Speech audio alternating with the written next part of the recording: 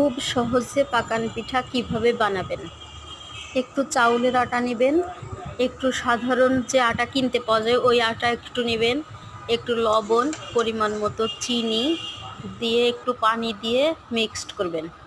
Normal পানি দিবেন, দিয়ে সুন্দর করে মিক্সড করে একটা ব্যাটার তৈরি করে তেলটা গরম করে তারপরে মৃদু আঁচে ব্যাটারটা দিবেন আর ভাজবেন।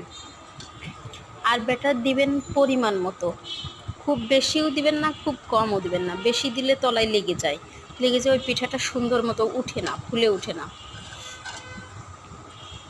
এই রেসিপিতে বানান, খুব সহজে আপনি ফুলকো ফুলকো পাকান পিঠা বানাইতে পারবেন।